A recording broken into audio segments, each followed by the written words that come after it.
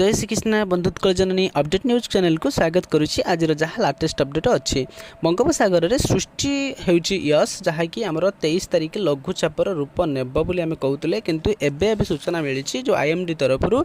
एबे पूर्व केन्द्रीय जलभाग व उत्तर अंडमान सागर में लघुचाप अलरेडी सृष्टि हो सारी। बंगोपसागर में ठूल होची आज बादल खंड माड़ी आसूची बात्या बात्यार गतिपथ तीव्रतार बेग बात्यार रूपरेख यह स्थिरीकृत आज राति सुधा हो तो 25 संध्या बेलू यार प्रभाव अनुभूत हम जहाँकि आम 23 लघुचाप डिप्रेसन रूप नब 24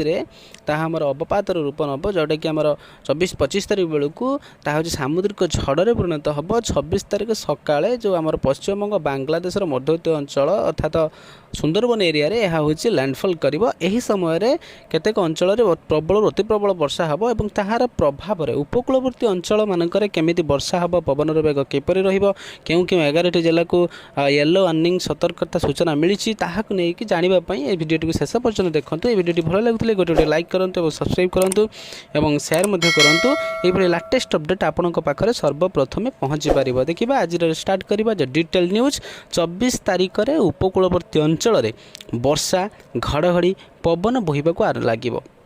आकलन करा जाउछि जे एही समय रे विंड स्पीड 50 रु 60 किलोमीटर पर आवर रहिबो। यहाँ परवर्ती स्टेज रे 25 तारिख पर बढ़िबा को लागिबो। एबे लाटेस्ट अपडेट आसुछि जे बात्याटी बालेश्वर हलदिया मध्य रे लैंडफॉल करिवो किंतु विंड अमेरिकन मॉडल जीएफएस तरफ जहाँ अनुमान करा जाइछि किंतु हमर विंडर जो यूरोपियन मॉडल अच्छी जो ECMWF अनुमान करुच्ची सुंदरबन ठारे यह लैंडफॉल कर तो केमिति दुईटी प्रकार सूचना मिलूँ। तो ये पाणीपाग सूचना आम अवगत होती जो मॉडलिंग सिस्टम दी जन डिफरेन्स थी यूरोपीय और अमेरिका मानकर पार्थक्य देखा दूसरी किंतु आम भारतीय पाणीपाग विभाग जहाँ आज आकलन करिछि जोटा कि इंडियन मेट्रोलॉजिकल डिपार्टमेंट पश्चिम बंगर सुंदरबन ठारे यह लैंडफॉल कर सीवियर साइक्लोन स्टॉर्म रे परिणत होगा लगुच बात्या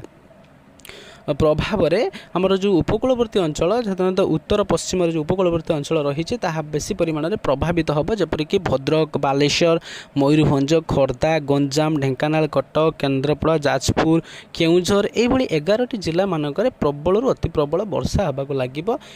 जितेबाला लैंडफॉल करने समय आसो 25 तारिख राति पर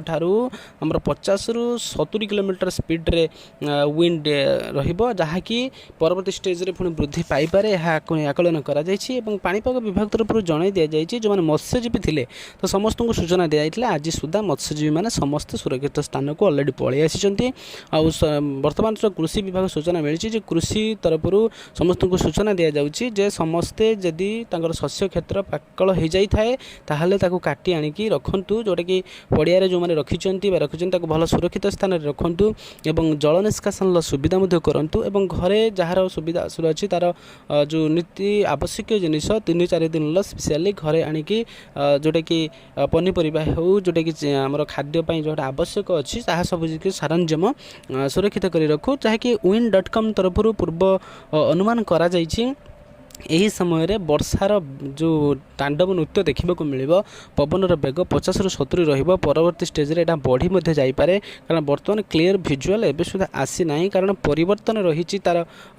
गतिटा तो से यार आईर रेडियस केते रहिबो आ केते मात्रा रे यह सब जगह प्रभाव पकाइबो ताहा नहीं कौन क्लीयर भिजुआल आसी ना। ये चैनल सहित जोड़ी रुहतु यहपरी न्यूज पाइबापी आपको राति सुधा अपडेट मिल जहाँकि केउं जगह लैंडफॉल प्रॉपर्ली करिवो एवं कौन होबाकु जाउची आसंता 2 दिन मध्य आमर बात्यार प्रभाव केउ जो जिले में पड़ुछि केते पवन रही जहाँ ये आपण मैंने मो सहित जोड़ी रही आपको धन्यवाद। ये आप नोटिफिकेशन को प्रेस कर दिंतु जहाँद्वारा कि सबकि भिडियो यथा समय पाइपर और सब्सक्राइब करने को भूलु ना। जय जगन्नाथ समस्त भलरे था सुरक्षित था। वंदे मातरम।